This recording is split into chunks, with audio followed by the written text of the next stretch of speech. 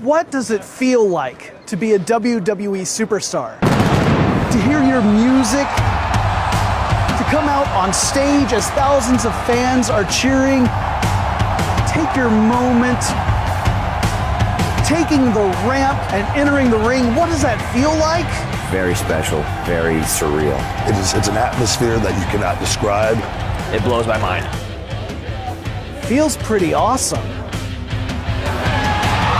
The WWE invited How Stuff Works to see what goes into making a show like SmackDown possible. So let's find out how the WWE experience really works. Setting up for a WWE event is a complex, labor-intensive task that requires coordination between dozens of people. WWE's TV programs Raw and SmackDown move from venue to venue, requiring crews to drive hundreds of miles between shows to get everything at the arena on time. It's a lot of stuff. We're talking lighting rigs and control stations, stages, monitors, cameras, television control equipment, cables, and of course, the wrestling ring itself. There's so much stuff that typically the WWE relies on more than a dozen trucks to haul their gear from location to location. Once the equipment arrives, the crew springs into action. The lighting rig is assembled. Lights are mounted and the whole thing is attached to the lines that will suspend it in the arena. Meanwhile, another crew begins to put together the modular stage where superstars and divas will emerge from the back to the cheering of thousands of fans. Across the arena floor, the Titantron is slowly raised into position.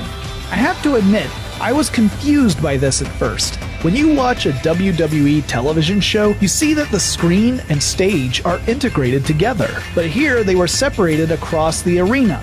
We could see the backstage area of the stage, but not the part that normally faces the audience. As the crews worked, I saw the logic in the approach. The stage can be pushed from one side of the arena to the other. By assembling it at the far end, the stage stays out of the way of the various cables, ropes, and crews that are working on the lighting rig. The rig itself is lifted in two phases. The first phase involves raising the rig a few feet off the arena floor and then testing all the lights to make sure they're responding to the control station. Once that is complete, the crew lifts the rig to the right height. Cables and ropes are cleared away, and the stage is moved to its proper place. Now the floor was clear for the ring assembly. The WWE uses rings built by Mark Carpenter. The rings come in sections. First there are the ring posts. We watched as WWE referee and ring crew leader Charles Robinson walked out the distance between the posts, marking where they should go. Each post weighs a few hundred pounds and must be carried by teams to their spots. The WWE ring is 20 feet to a side. That's about 6 meters. Each side consists of two segments that join in the center with a support post to distribute the weight. The sides connect to the ring posts. Other metal bars create the frame for the mat, but we still have a long way to go. The crew drapes rubber mats over the metal bars. The crew only does this for televised shows because it cuts down on the noise when a superstar is slammed onto the mat. WWE live events are a different story. Next, the crew places solid wooden boards across the padded bars. The next layer is made of foam, though it's not exactly a pillow-top mattress. And now comes the time to add the canvas.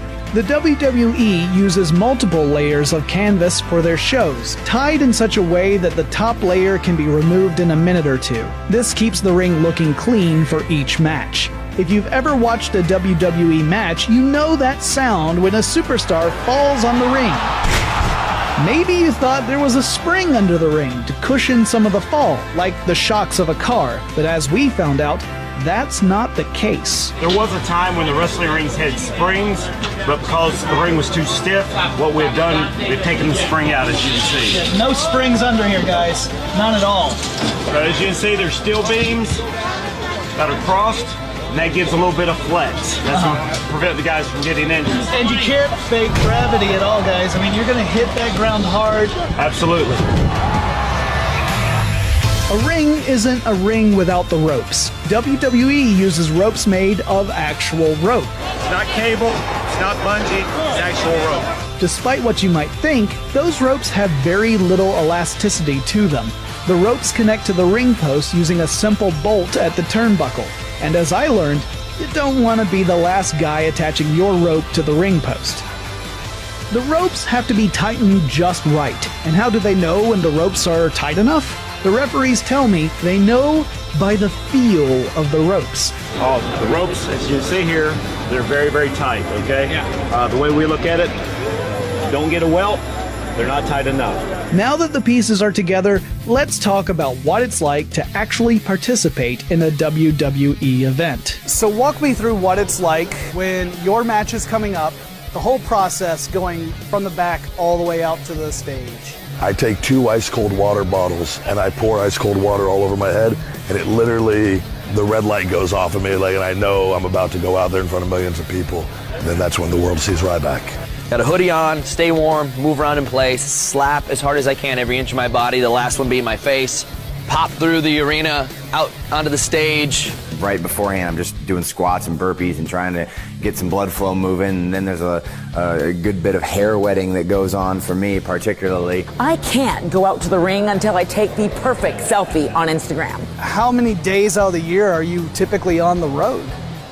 Well, we run shows on Friday, Saturday, Sunday, Monday, Tuesday. Tell me about the first time you ever got into a WWE ring. I don't remember the exact time, but I do remember looking at the ring and going, I can't wait to get on the top rope and jump off.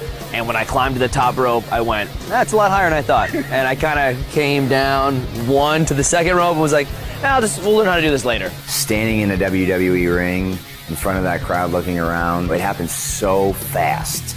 And it was so surreal to me because it was something I'd worked for realistically, my entire adult life. And it was almost like a blink of an eye, and then we were back, and what just happened, like a time lapse, sort of like I jumped into a wormhole. Part of me just couldn't believe that I actually was in the WWE. I was so almost like, I'm a diva, I'm here in the WWE, that I was so freaked out that I actually worked here that I think my first 2 matches were kind of rocky.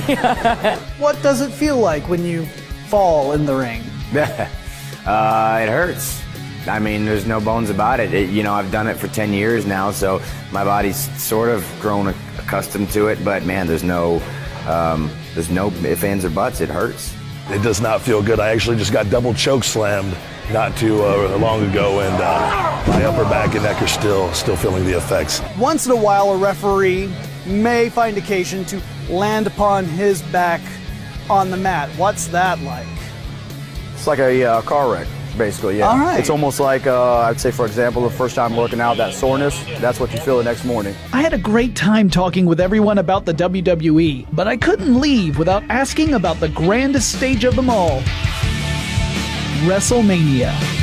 WrestleMania attracts people from every walk of life, from all over the entire world. WrestleMania is awesome because being around for a few years now and knowing that no matter what you do throughout the year, all eyes are on the biggest pay-per-view moment of history every year. It gets a little bit bigger. Going out there for WrestleMania was the proudest moment of my WWE career. You get to go out and embrace 80,000 people cheering or booing or down the middle. 80-something thousand people screaming, "Feed me more." To find words to tell you how that is, it was the most incredible feeling. I'm kind of getting a little goosebumpy here just talking about it. And that's the coolest part of it, because you go, wow, I get to take a minute and take this all in. And every year, it blows my mind. You cannot replicate that energy and that passion and desire. It's an atmosphere that you cannot describe, and it's the one day a year I really, really look forward to. One of the cool parts of our job is traveling to all these different countries and places and continents and feeling that hybrid of cultures. But WrestleMania, everybody comes to us. So you have this whole crazy blend of people coming together for this one event, and there's nothing like it. They're the moments of your life. So that's it. That's what goes on to put on just one WWE event. I'm Jonathan Strickland, and I'll see you at the next SmackDown.